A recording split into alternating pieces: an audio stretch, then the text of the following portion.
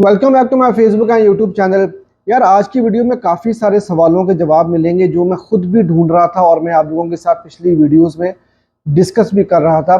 Specially जो Barcelona की economic situation है उसके हवाले से जो डिस्कशंस चल रही थी पिछले कुछ दिनों से कुछ हफ्तों से उसके बारे में कुछ क्लैरिटी जो है आज लपोर्ता ने दी है, तो उसको ज़रा हम थोड़ा डिटेल से डिस्कस करेंगे। उसके अलावा बार्सिलोना के जो टारगेट्स हैं, Nico Williams, Olmo, of course उनके ऊपर बात करेंगे। कैंसिलो के बारे में क्या अपडेट्स आ रही हैं उसको भी डिस्कस करेंगे। और जुलियन अल्वारेज, आप जानते हैं कि वो भी मैनचेस्टर सिटी छोड़ के जाना चाह रहे हैं और पहले उनको एटलेटिको मैड्रिड के साथ लिंक किया गया था, लेकिन अब इस वक्त जो है वो उनकी डेस्टिनेशन क्या हो सकती है, तो इस सारे सिनेरियो को जो है वो डिस्कस करेंगे। तो वीडियो को आखिर तक जरूर देखिएगा। और यार जो टारगेट है चैनल का वो है 1500 सब्सक्राइबर्स, तो प्लीज़ यार जल्दी से 1500 सब्सक्राइबर्स कर दो और वीडियो को लाइक करना ना भूलना। तो सबसे पहले यार लपोर्ता की न्यूज़ से स्टार्ट करते हैं। आज लपोर्ता ने मीडिया से डिस्कशन की है और मीडिया में उनसे पूछा गया साइनिंग्स के बारे में, तो उन्होंने कहा कि बार्सिलोना जो है वो बहुत जल्द इकोनॉमिकली नॉर्मल हो जाएगी और बार्सिलोना हर तरह की साइनिंग्स जो है वो कर सकेगी।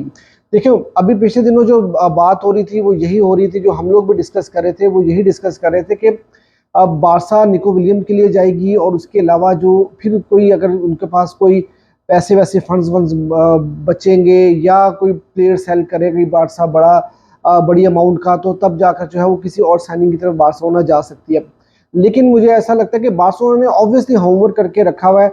हम लोग तो स्पेकुलेशन के ऊपर बात कर रहे होते हैं, जो खबरें डिफरेंट सोर्सेज की तरफ से आ रही होती है, और स्पेशली मैं तो उन न्यूज़ को आपके साथ शेयर करने की कोशिश करता हूँ जो टॉप टियर न्यूज़ होती है, जो ऑथेंटिक न्यूज़ जिनको समझा जाता है। तो अब मैं वहाँ से न्यूज़ उठाकर एक अपना एनालिसिस देने की कोशिश कर रहा होता हूँ। लेकिन अभी जो लपोर्ता ने साफ साफ बात की और उन्होंने कहा कि बारसा जो है वो बिल्कुल सही डायरेक्शन में जा रही है और बार्सिलोना बहुत जल्दी जो है वो नॉर्मली जो है वो साइनिंग्स कर सकेगी। और उन्होंने बेसिकली जो सवाल था वो ओल्मो और निको विलियम्स के बारे में था और उसी की तरफ इशारा करते हुए लापोर्ता ने बोला था कि बार्सिलोना जो है वो अब फ्रीली साइन कर सकेगा। तो ये एक बड़ा अच्छा साइन है। देखो ना, थोड़ी एहतियात के साथ चले, ज़्यादा मार्जिन ना हो बार्सिलोना के पास। लेकिन ये है कि जो आने वाली विंडोज़ होंगी वहाँ पर बार्सिलोना के लिए चीज़ें बहुत आसान हो जाएंगी और बार्सिलोना जो है वो फ्रीली प्लेयर्स को साइन कर सकेगी। तो ये एक बड़ा अच्छा साइन है। और इस समर विंडो में भी लपोर्ता की इस बात से जो है वो लग रहा है कि अब एज अ बारसा फैन जो है वो थोड़ा कॉन्फिडेंस आना शुरू हो गया है। ठीक है, वो एक अलग बात है कि बार्सिलोना जो है वो निगोशिएशंस करेगी, टाइट करने की कोशिश करेगी, जो कि करना चाहिए। जो बारसा ने गलतियां पहले की हैं कि बिल्कुल आंखें बंद करके अंधाधुंध पैसे फेंकते गए और प्लेयर्स को साइन करते गए, और उसकी वजह से जो है वो बार्सिलोना को एक बहुत बड़ा धचका लगा पिछले 3-4 सीजन से। और स्पेशली मतलब मेसी को छोड़ के जाना पड़ गया और उसके बाद आप साइनिंग्स भी नहीं कर पा रहे थे और आपकी टीम जो है वो बिलो एवरेज किस्म की फुटबॉल खेल रही थी।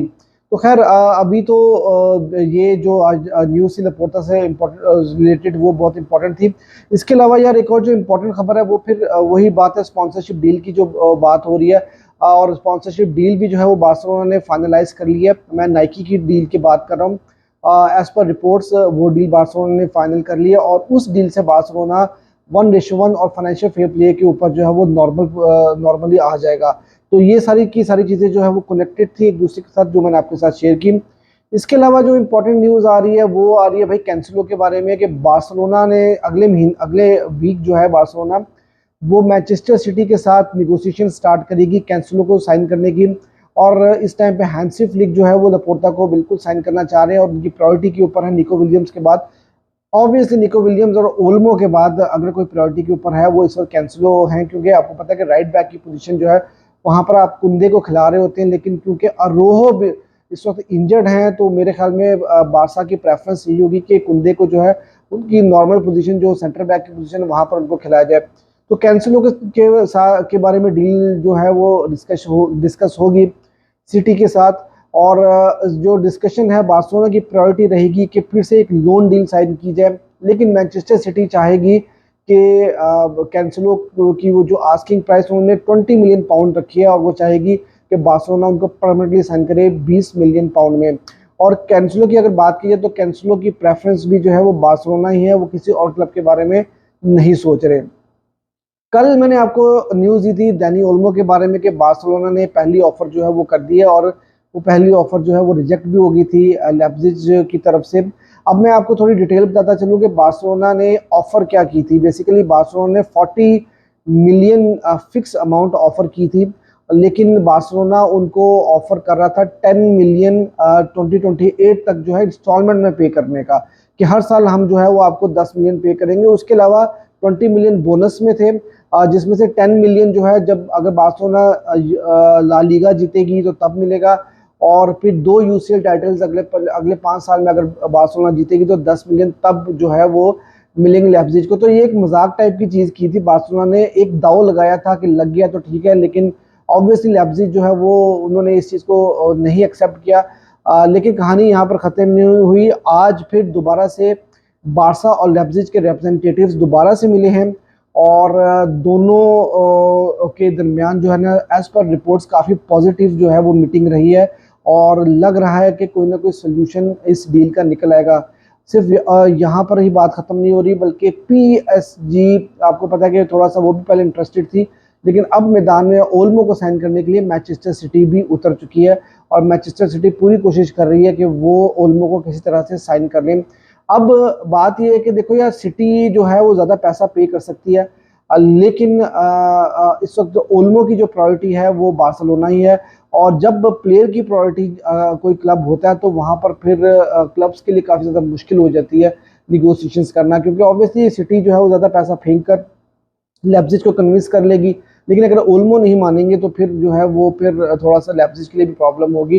तो लेप्जिग भी कोशिश यही करेगी कि यार किसी तरह से भी बार्सिलोना से ज़्यादा पैसे निकलवाए जा सकें, और ये भी एक चीज़ है कि सिटी हो सकता है कि ओल्मो को ज़्यादा बेहतर कॉन्ट्रैक्ट भी ऑफर करे, ज़्यादा सैलरी ऑफर करे, तो फिर प्लेयर जो है वो किस तरफ जाता है वो भी जो है वो फिर डिपेंड कर रहा होता है इन सारे सिचुएशंस के ऊपर।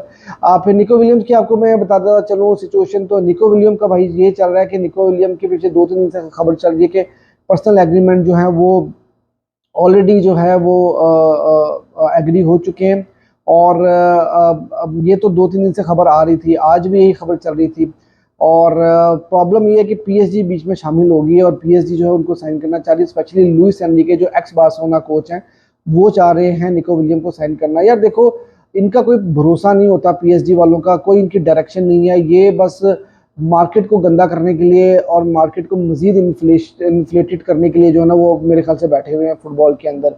आप देखोगे कभी किसी के साथ उनको लिंक किया जा रहा है, कभी किसी के साथ, कभी ओशिमन के साथ, कभी सांचो के साथ, कभी किसी के साथ, और अब निको विलियम्स की जो है वो खबर आ गई। अब दूसरी जो इम्पोर्टेंट खबर है वो ये कि पीएसजी डबल सैलरी ऑफर कर रही है निको विलियम्स को, तो फिर ऑब्वियसली वो एटलेटिको बिल्बाओ को भी ज़्यादा जो है वो ट्रांसफ़र फीस ऑफर कर सकती है, तो यहाँ पर प्रॉब्लम हो सकती है। लेकिन अब ये डिपेंड करता है, अगेन जैसे ओल्मो का केस मैंने आपको एक्सप्लेन किया, उसी तरह मैं आपको ये एक्सप्लेन कर रहा हूँ कि यार निको विलियम्स की इस वक्त तक as per reports priority Barcelona ही है, तो देखते हैं कि भैया वो कहाँ जाना पसंद करते हैं। तो ये एक चीज़ है, लेकिन मुझे लगता है कि आई होप कि बार्सिलोना जो है वो इन दोनों प्लेयर्स को साइन करने में कामयाब हो सकती है। और फिर जो आखिरी और इम्पोर्टेंट न्यूज़ है वो है जूलियन अल्वारेज के बारे में। देखो यार, जूलियन अल्वारेज को अभी पिछले दिनों एथलेटिको मैड्रिड के साथ जो है वो लिंक किया जा रहा था, और कहा जा रहा था कि वो हो सकता है वहाँ चले जाएं। उसकी रीज़न ये थी कि देखो, सिटी में उन्होंने सब कुछ जीत भी लिया, और उनकी अभी भी वहाँ पर उनको मिनट्स प्रॉपरली नहीं मिलेंगे। उनको पता है कि हालैंड के होते हुए उनको प्रॉपर मिनट्स नहीं मिलेंगे, और जूलियन अल्वारेज ने नेशनल टीम के साथ भी सब कुछ जीत लिया हुआ है, क्लब फुटबॉल में भी सब कुछ जीत लिया हुआ है। अभी ओलंपिक्स वो खेल रहे हैं, देखो गोल्ड मेडल उनको मिलता है कि नहीं मिलता। लेकिन ये कि स्पेन में एथलेटिक मैड्रिड में जो है वहाँ पर उनका जाना इस वक्त पॉसिबल नज़र नहीं आ रहा, क्योंकि एथलेटिक मैड्रिड ने जो है ऑलरेडी जिरोना के फॉरवर्ड को उनके साथ उनकी निगोशिएशन चल रही है, ऑलमोस्ट उनकी भी डील डन हो चुकी हुई है। तो अब देखना ये होगा कि अल्वारेज के पास क्या ऑप्शंस बचते हैं। और यार मैं जो है वो ये समझता हूँ कि बार्सिलोना जो ओल्मो के लिए इतना डेस्परेट हो रही है, उनके पीछे जा रही है, तो व्हाई नॉट जूलियन अल्वारेज, क्योंकि देखो लेवेंडोस्की का पिछला सीजन इतना अच्छा नहीं गया। आई होप कि हैंसी फ्लिक के अंडर उनका सीजन बहुत अच्छा जाए, लेकिन सवाल ये आता है कि भाई अगर बार्सिलोना जूलियन अल्वारेज को इस टाइम पे साइन कर लेती है तो एक तो इस सीजन में उनको एडजस्ट होने का मौका मिल जाएगा अंडर लेवेंडोस्की, और साथ साथ ये भी हो सकता है कि अगले सीजन में वो आपके प्राइम जो है वो स्ट्राइकर के तौर पर सामने आ जाएं। तो मेरे ख्याल से बार्सिलोना को ज़रूर सोचना चाहिए जूलियन अल्वारेज को साइन करने के लिए। और फिर उसके बाद आपके पास फरहान टोरेस भी होंगे, और जो कि मेरे ख्याल से वो उनको भी आप डिफरेंट पोजीशन के ऊपर यूटिलाइज कर सकते हो। तो जुलियन अल्वारेज के लिए बार्सिलोना को ज़रूर जाना चाहिए। इस टाइम जब प्लेयर डेस्परेट है सिटी को छोड़ने में, तो मेरा अपना ख्याल ये है कि वहाँ पर बार्सिलोना निगोशिएशंस कर सकती है सिटी के साथ, और कहीं ना कहीं आप कैंसिलो की डील भी जो है वो, कैंसिलो और जुलियन अल्वारेज की डील एक साथ अगर आप मैनेज करने की कोशिश करते हो तो वहाँ पर सिटी को अंडर प्रेशर किया जा सकता है। तो खैर ये थी अब तक की अपडेट्स। अगर आपको वीडियो अच्छी लगी तो यार वीडियो को लाइक भी कर दीजिएगा और चैनल को सब्सक्राइब करना ना भूलिएगा।